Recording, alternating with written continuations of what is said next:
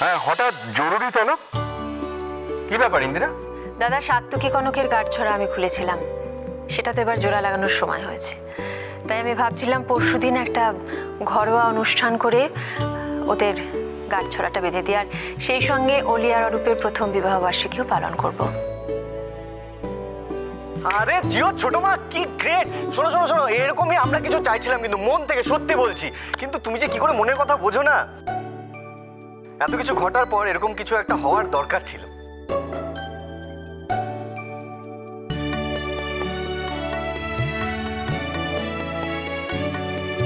মা, তুমি তাহলে বরাবরের মতো বলে দাও, অলি অরূপের বিবাহ বার্ষিকীতে আমরা কে কি করবো, ব্যাস হয়ে গেল।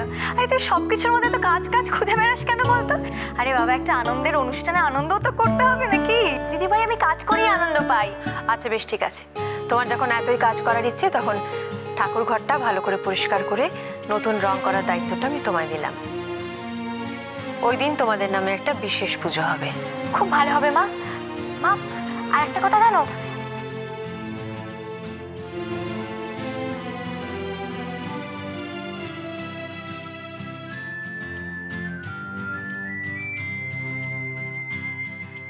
নিশ্চয়ই করবে, যেভাবে তোমার মন চায় ঠাকুর ঘরকে সাজিয়ে তোলো।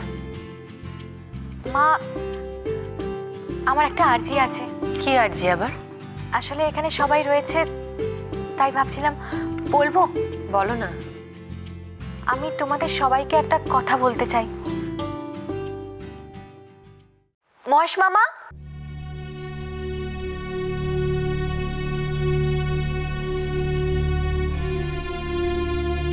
জুই,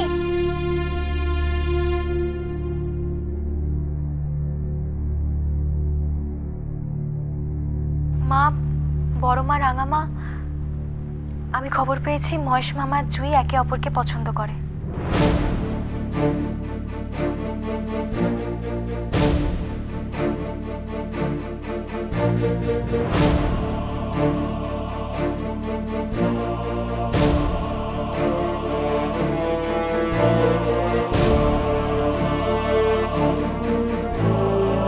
হ্যাঁ মা,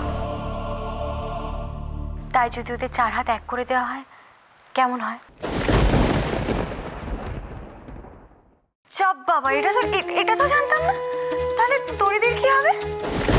কিছু না জেনে শুনে মাঝখানে কথা বলো কেন তুমি? আমারও তোমার সাথে বিয়ে হওয়ার কথা ছিল না, কিন্তু হয়েছে তো। তুমি এখন ওদের সাথে আমাদের তুলনা করছো? কারোর সাথে কারো তুলনা করছি না ঝিলমিল। আমি শুধু তোমাকে বলছি চুপ করে থাকো। এখানে বড়রা সবাই আছে, ওনারা যা ডিসিশন নেওয়ার নেবেন। তোমার মতামত এখানে কেউ চাইনি। ওকে, ফাইন ফাইন। হ্যাঁ রে ছোট, তুই কিছু বলবি না? মহেশ যদি এই বিয়েতে রাজি থাকে তাহলে আমার কোনো আপত্তি নেই দিদিভাই। তবে হ্যাঁ, জুইকে আমি আরেকবার ভাববার সুযোগ দিতে চাই। ভেবেও যদি ওর মনে হয় যে হ্যাঁ ও রাজি এই বিয়েতে, তাহলে ঠিক আছে। বেশ কনক, তোমরা যা চাও তাই হবে। এটাই ভালো হলো, সবার মত নিয়েই বিয়েটা হওয়া ভালো। আরে বাহ, মামার বিয়ে! Congratulations and celebration. সবাই এসো সবাই এসো সবাই এসো সবাই এসো। প্ল্যান করতে হবে, অনেক প্ল্যান। বাপ রে,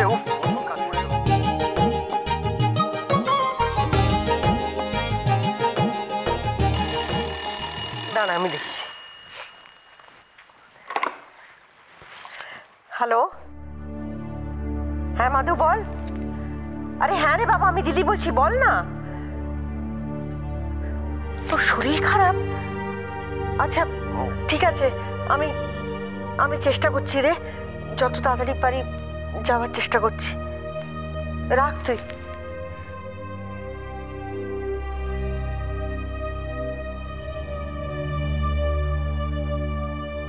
কি ব্যাপার বলতো ঝিলমিল? আজীবন বিয়ে করলো না যে লোকটা, সে হঠাৎ জুইকে দেখে গলে গেল। বিখ্যাত কোনো ঘটনা আছে? আমারও ঠিক এটাই মনে হচ্ছে। জুইয়ের পেট থেকে না ব্যাপারটা বার করতে হবে।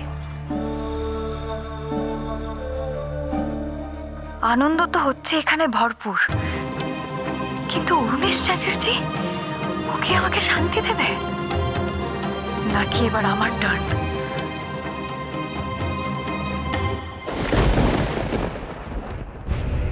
রোজ রোজ যে ইন্দিরা চৌধুরী ভাগ্য সাথ দেবে সেটা নয়, একদিন আমাদেরও দিন আসবে। কবে আসবে? কবে? সব ব্যবস্থা হয়ে গেছে। ব্যবস্থা তো আগেও হয়েছিল প্রদীপ, সব প্ল্যান সাকসেসফুল। তাহলে ভুলটা কোথায় হলো? কোনো ভুল হয়নি। ইন্দিরা চৌধুরীর রোয়াব সব পেরিয়ে গেছে, এক ধাক্কায় সব গুড়িয়ে গেছে। নিজে এসে হাতে পায়ে ধরেছে, মাথা নিচু করে ভিক্ষে চেয়েছে। এবার তো বুঝতে পারছো কিভাবে কান টানলে মাথা আসে।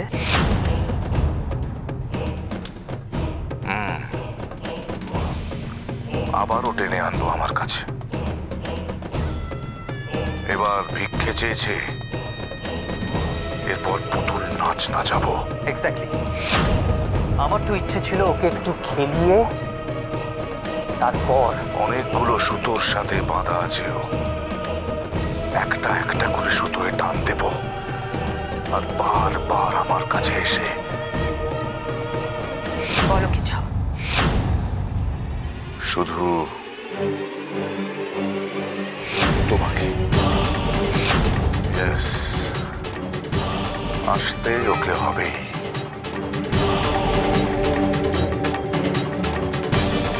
ও হয় এসে ধরা দেবে আমার কাছে, তাহলে অবশ্য একটু একটু করে খুঁচিয়ে তোমায় শেষ করবো এরা।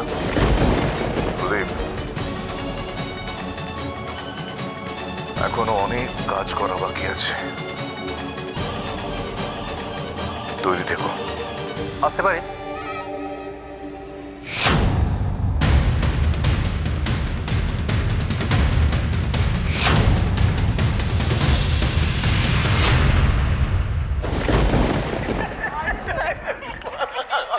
আচ্ছা চলো, আমরা ঘুমোতে গেলাম, অনেক রাত হয়ে গেছে। তোরা যদি আড্ডা কন্টিনিউ করতে চাস কর, চলো। কোনো দাঁড়াও, তুমি ঘুমোতে যাবে? যাও না দাদা ভাই, আমাদের বৌরানীকে ডাকছো কেন?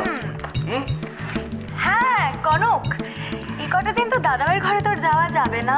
না মানে অন্তত দুটো দিন তুই দে, আগে ছোট মা গাঁট ছড়া বাঁধুক, তারপর না হয়। বৌমনি, তুমি একদম ঠিক কথা বলেছো। এবার থেকে আমাদের বৌরানী আমাদের সাথেই থাকবে।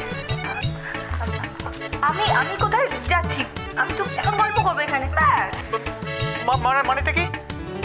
আরে আমার শরীর খারাপ, যদি রাতে বেলা জল টল কিছু লাগে। চল না, আমি তোর সাথে আজকে ঘুমাবো। হ্যাঁ, জল টল লাগে আমি দেবো, আমি প্রক্সি দেবো বৌরানী।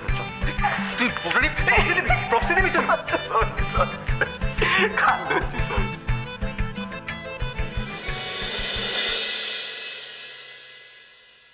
তুই এতদিন ছিলিস না দাদা ভাই, তোকে খুব মিস করেছি,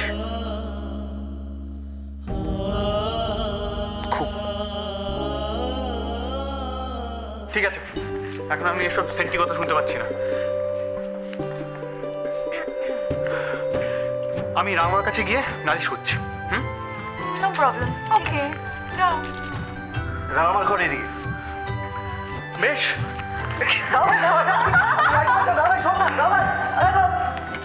চাপ বাবা, এই কেসটা কি মানে দাদা ভাই না তোমার বিরহে পুরো। দাদাভাই আসছে।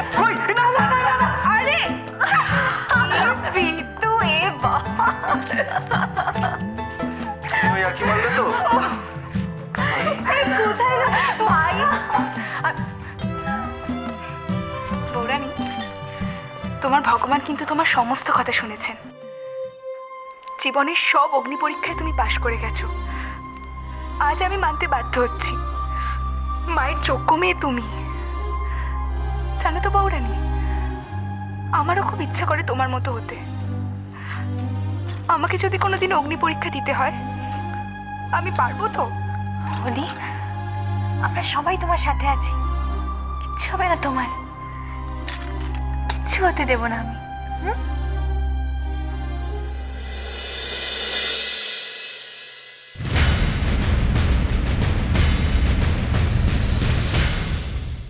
রাগামা, দাদু ভাই, এসো এসো এসো এসো। রাগামা তুমি উঠছো কেন? বসো না, এখানে বসো। তুমি বসো, তুমি বসো, তুমি বসো। আমি তোমাকে সামনে থেকে একটু দেখি, দু চোখ পরে তোমাকে দেখি। কি জানো দাদু ভাই, সত্যি আমাদের জীবনটা এরকম, এত মায়া, এত পিছু টান। জানি কিছু আমাদের হাতে নেই, কিন্তু সবকিছু তো আমরা নিজেদের মনের মতন করে চাই, তাই না?